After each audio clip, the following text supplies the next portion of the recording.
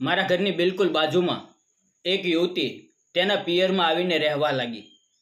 તેના પતિએ તેને માત્ર એ કારણે અસહ્ય મારી અને અડધી રાત્રે ઘરમાંથી કાઢી મૂકી હતી કે તેનો રંગ સાવ શ્યામ છે અને તે કદમાં થોડી જાડી છે. હકીકતમાં તો તેનો શ્યામ વર્ણ જ તેની સાચી સુંદરતા હતી અને તે બહુ જ માયાળુ તથા પવિત્ર દિલની ઇન્સાન હતી. એક દિવસ બપોરે તે અચાનક મારા ઘરે આવી. ત્યારે સંજોગવશત મારા મા બાપ કોઈ સામાજિક પ્રસંગે બહારગામ ગયા હતા. તે મારા માટે બહુ જ પ્રેમથી બનાવેલા ગરમા ગરમ મેથીના થેપલા લઈને આવી હતી. અમે બંને રૂમના આંગણામાં બેઠા અને સાથે મોઈને ખાવા લાગ્યા. વાતો કરતાં કરતાં અચાનક પોતાના પર થયેલા અત્યાચારો યાદ આવતા તે જોર જોરથી રડવા લાગી. તો મેં જરાય અચકાયા વગર તેનો કોમળો હાથ મારા હાથમાં લીધો. નમસ્કાર મિત્રો, મારું નામ સાહિલ છે. મારી ઉંમર 32 વર્ષની છે અને હું ગુજરાતના એક નાનકડા ગામડામાં રહું છું. હું મારો ઘર સંસાર ચલાવવા માટે ખેતી કરું છું અને મારી પાસે થોડીક બાપ દાદાની જમીન છે. તે જમીનમાં હું આખો દિવસ મારા વૃદ્ધ મા બાપ સાથે મળીને કાળી મજૂરી કરું છું. છેલ્લા થોડા દિવસોથી મેં સતત જોયું હતું કે મારી પડોશમાં રહેતી કોમલ તેના પિયરમાં આવીને એકલી જ રહેતી હતી. તેનો ચહેરો હંમેશા સાવ ઉદાસ દેખાતો હતો અને માનસિક તણાવને લીધે તેની તબિયત પણ બગડેલી લાગતી હતી. પણ ખેતરમાં કપાસની સિઝન હોવાથી કામના ભારે બોજને કારણે હું અઠવાડિયા સુધી તેના ઘરે જઈને તેની મુલાકાત લઈ શક્યો નહોતો. કોમલ અને હું નાનપણથી જ એક જ શેરીમાં સાથે મોટા થયા હતા અને બહુ પાક્કા મિત્રો હતા. મને તે શાળાના દિવસોથી જ બહુ ગમતી હતી, પણ એ લાગણી માત્ર મારી એકતરફી પ્રીતિ હતી. કોમલે ક્યારેય મને દોસ્ત સિવાય બીજા કોઈ નજરથી જોયો જ નહોતો. એટલે મેં પણ આપણી પાક્કી દોસ્તી તૂટી ન જાય એ બીકે મારી લાગણીઓ કદી તેની સામે હોઠે લાવીને વ્યક્ત કરી નહોતી. છતાં પણ આજે આટલા વર્ષો પછી પણ મારા દિલમાં તેના પ્રત્યેનો પ્રેમ બિલકુલ એવો જ અકબંધ હતો.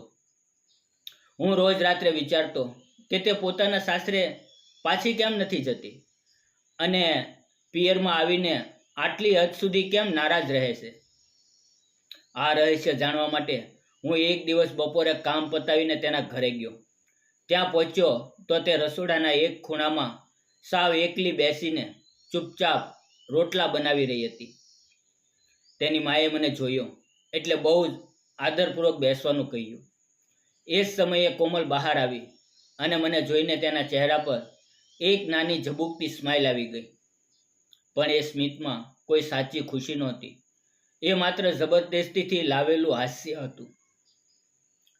પહેલાંની કોમલ બહુ સંચો અને આખા મહોલ્લાને હસાવતી હતી, પણ હવે એ અસલી ખુશી ક્યાંક સાવ ખોવાઈ ગઈ હતી. થોડી વારમાં તે મારા માટે પાણી અને ચા લઈને આવી. તેની માં કપડાં સૂકવવા બહાર જતા બોલી, સાહિલ બેટા, હું જરા ડેરીએ દૂધ આપવા જાઉં છું. તમે બંને થોડી વાતો કરો. કોમલ જ્યારથી સાસરેથી આવી છે ત્યારથી સાવ ગુમસુમ રહે છે. એને તું થોડુંક સમજાવજે. એમ કહીને તેની માં બહાર ચાલ્યા ગયા. હવે ઘરમાં હું અને કોમલ બંને સાવ એકલા જ હતા. મેં બહુ જ ધીમેથી તેનું નામ લઈને તેને મારી પાસે બોલાવી. તે સાવ શાંત પગલે મારી બાજુમાં આવીને બેસી ગઈ. મેં ચિંતિત થઈને પૂછ્યું, કોમલ, તું સાસરે પાછી કેમ નથી જતી અને તું આટલી બધી નારાજ કેમ છે અને તારા પરથી આ અસલી તેજ ક્યાં ગાયબ થઈ ગયું છે? તે કશું જ બોલ્યા વગર નીચું જોઈને સાવ મૌન રહી. મેં ધીમેથી તેનો હાથ પકડીને કહ્યું, કોમલ પ્લીઝ એકવાર મારી સામે જો. એણે રણસમ આંખે મારી તરફ જોયું અને તેની આંખોમાંથી ચોધાર આંસુની ધાર વહેવા લાગી. તે રડતા રડતા ધ્રુજતા અવાજે બોલી, સાહિલ, મારા લગ્નને હવે 2 વર્ષ પૂરા થયા છે. શરૂઆતના થોડા મહિના બધું બહુ સરસ ચાલતું હતું. મારો પતિ નરેશ મને પ્રેમ કરતો હતો, પણ લગ્નના 1 વર્ષ પછી ધીમે ધીમે બધું જ નર્ક જેવું બની ગયું. મને શારીરિક તકલીફોના કારણે મારું વજન અચાનક વધી ગયું અને મારો રંગ પણ સાવ સાવલો શ્યામ હતો. નરેશને આ વાત જરાય મંજૂર નહોતી. તેને તો દુનિયાને બતાવવા માટે સાવ પાતળી અને ગોરી પત્ની જોતી હતી. મારા આ જાડાપણા અને શ્યામ રંગને લીધે એની મારી સાથે પશુ જેવું વર્તન શરૂ કર્યું.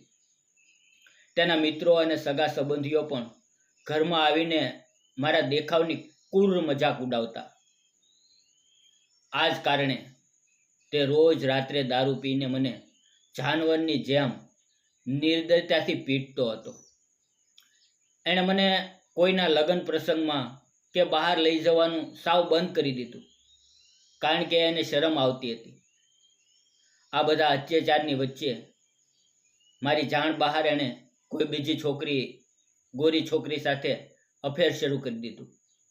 ત્યારબાદ તો એનો ત્રાસ એટલો વધી ગયો કે 1 અઠવાડિયા પહેલાં તે મને અહીંયા પિયરમાં જબરદસ્તી રસ્તા પર મૂકીને જતો રહ્યો અને ધમકી આપી કે જો હું ફરીથી સાસરે પગ મૂકીશ તો એ મને જાનથી મારી નાખશે. એણે તો એ વખત મને ગામના પાછળના ઊંડા કૂવામાં પણ ધક્કો મારી દીધો હતો. જો હું જોરથી બૂમ પાડી ન હોત અને ગામના ખેડૂતો દોડીને બચાવવા ન આવ્યા હોત તો હું ક્યારની મરી ગઈ હોત. આ સાંભળીને મારું દિલ સાવ ચિરાઈ ગયું. મારી બાળપણની એ વહાલી કોમલ અંદરથી આખી ભાંગી ચૂકી હતી. એણે રડતા રડતા કહ્યું કે હવે તે ક્યારેય એ નર્ક જેવા સાસરે પાછી નહીં જાય અને હંમેશા પિયરમાં રહીને મજૂરી કરશે. મેં તેને સાંત્વના આપતા કહ્યું, મજબૂતાઈથી કહ્યું, કોમલ, તારા પતિએ જે કર્યું એ કાયદાકીય અને માનવીય રીતે બહુ મોટો ગુનો છે. તું હિંમત રાખ. તારો આ સાચો દોસ્ત જિંદગીભર તારી સાથે ઊભો રહેશે. દરેક મુશ્કેલ સમયનો કોઈને કોઈ સારો અંત જરૂર હોય છે. થોડી વાર વાતો કર્યા પછી એણે પોતાના આંસુ લૂછ્યા અને મને સહજતાથી પૂછ્યું, સાહિલ, તારી ઉંમર પણ 32 વર્ષની થઈ ગઈ. તે હજી સુધી ઘર કેમ નથી વસાવ્યું? મેં માહોલ હળવો કરવા માટે ઘસીને કહ્યું, અરે કોમલ, મારી જેવા ગરીબ ખેડૂતને આ ગામડામાં કોઈ બાપ પોતાની દીકરી આપવા તૈયાર થતો નથી. આપણી પાસે કોઈ મોટી સરકારી નોકરી નથી ને, એટલે જ કહું છું, હું કુંવારો રખડું છું. અમે આમ જ જૂની વાતો કરી એટલે એનું મન સાવ હળવું થઈ ગયું. હવે તે અવારનવાર સાંજના સમયે મારા ઘરે આવવા લાગી. મારા વૃદ્ધ મા બાપ સાથે ઘરકામમાં હાથ બટાવતી અને ધીમે ધીમે તેની જૂની ઉદાસી ઓછી થવા લાગી. અમારી ખેતીની જમીન પણ બિલકુલ બાજુમાં જ હતી, એટલે ક્યારેક અમે બપોરનું ભોજન પણ ખેતરમાં મોટા ઝાડ હતું તેની નીચે સાથે જ લેતા. વાતોમાં સમય કઈ રીતે વીતી જતો તે અમને બંનેને ખબર જ ન પડતી. મારા દિલમાં તેના પ્રત્યેનો એકતરફી પ્રેમ કદી ઘટ્યો નહોતો, બલકે તેની આ માસુમિયત જોઈને તેને જિંદગીભર સાચવવાની મારી ભાવના વધુ પ્રબળ થઈ ગઈ. મને એની સાદાઈ અને એના પવિત્ર દિલથી હંમેશા સાચો પ્રેમ હતો. ધીમે ધીમે કોમલ પણ મારો આ આદર અને કાળજી જોઈને મારી તરફ આકર્ષિત થવા લાગી. ક્યારેક તે ખેતરમાં મને જોઈને બહુ જ મીઠું શરમાતી. મને લાગવા માંડ્યું હતું કે હવે એની આંખોમાં પણ મારી માટે કંઈક ખાસ લાગણી છે અને આશા છે. એક દિવસ તે ખાસ રસોડામાં મહેનત કરીને મારી માટે ગરમા ગરમ મેથીના થેપલા બનાવીને લાવી. હું એ સમયે ઘર પર સાવ એકલો જ હતો. મારા માતા પિતા ખેતરે ગયા હતા. અમે બંને બેઠા અને સાથે થેપલા ખાવા લાગ્યા. એણે પોતાના નાજુક હાથોથી મને પ્રેમથી થેપલા ખવડાવ્યા. મેં તેની રસોઈના બહુ પ્રશંસા કરી અને ભાવુક થઈને કહ્યું, કોમલ, તારા હાથની રસોઈનો સ્વાદ અદ્ભુત છે. તારા એ અંધ આંધળા પતિએ તારી સાચી કિંમત અને તારા આ સોના જેવા પવિત્ર દિલને ક્યારેય ઓળખ્યું જ નથી. આ સાંભળીને ભૂતકાળ યાદ આવતા અચાનક તેની આંખોમાં ફરીથી આંસુ આવી ગયા અને તે રડવા લાગી. મેં જરાય અચકાયા વગર પ્રેમથી તેનો હાથ મારા હાથમાં લીધો અને તેના આંસુ લૂછ્યા. મને લાગ્યું કે હવે મારી સાચી લાગણીઓ વધુ સમય સુધી છાની રાખવી યોગ્ય નથી. મેં તેનો હાથ બહુ જ મજબૂતાઈથી મારા હાથમાં પકડ્યો અને તેની આંખોમાં સીધું જોઈને કહ્યું, કોમલ, કોમલ, હું તને માત્ર હાથથી નહીં પણ આપણા નાનપણથી જ બહુ પ્રેમ કરું છું. તારા લગ્ન થયા તે પહેલાં પણ હું તને ચાહતો હતો, પણ કદી આપણી દોસ્તી તૂટવાના ડરે કાંઈ કહ્યું નથી. તારી વિદાયના દિવસે હું રૂમમાં એકલો બેસીને સાવ તૂટી ગયો હતો. તું મારા દિલમાંથી ક્યારેય ગઈ જ નથી અને હું તને અને તારા આ શ્યામ રંગને પૂરા ગૌરવ સાથે સ્વીકારવા માંગુ છું. મારી આ સાચી અને ઈમાનદાર વાત સાંભળીને કોમલે રડતા રડતા મને કસીને ગળે લગાવી લીધું. એની આંખોમાં આ વખતે દુઃખના નહીં પણ સાચા પ્રેમ અને આશરાના ખુશીના આંસુ હતા. એણે ધ્રુજતા સાદે પૂછ્યું, સાહિલ, સાચે તું મારા આ બદલાયેલા રૂપ સાથે પણ મને એટલો જ પ્રેમ કરે છે? મેં એના માથા પર હાથ મૂકીને જવાબ આપ્યો, હા કોમલ, હા, હું તારા શરીરને કે રંગને નહીં, હું તારા પવિત્ર આત્માને પ્રેમ કરું છું અને જિંદગીભર તને રાણીની જેમ રાખીશ. આ ઘટના પછી મેં સાંજે મારા ઘરે મા બાપને બેસાડીને બધી વાત કરી. વડીલો સાથે થોડા ચિંતિત થયા કે સમાજના લોકો શું કહેશે, પણ પછી બા બાપુજી બોલ્યા, સાહિબ, કોમલ બહુ સંસ્કારી અને સીધી છોકરી છે. જો તારી ખુશી એમાં હોય તો અમને કોઈ જ વાંધો નથી. પછી મારા મા બાપે કોમલના ઘરે જઈને એના મા બાપ સાથે લગ્નની સીધી વાત કરી. કોમલના માતા પિતા પોતાની દીકરીનું ઉજળેલું જીવન ફરી વસ્તુ જોઈને ખૂબ ખુશ થયા અને છેલ્લે કાનૂની રીતે તેના પહેલા પતિ સાથે છૂટાછેડા કરાવીને અમે ગામના મંદિરમાં જ બહુ સાદગીથી 7 ફેરા ફરીને લગ્ન કરી લીધા. લગ્નના દિવસે કોમલના ચહેરા પર ફરી એ જ જૂની કળા અને અસલી હાસ્ય પાછું આવી ગયું હતું.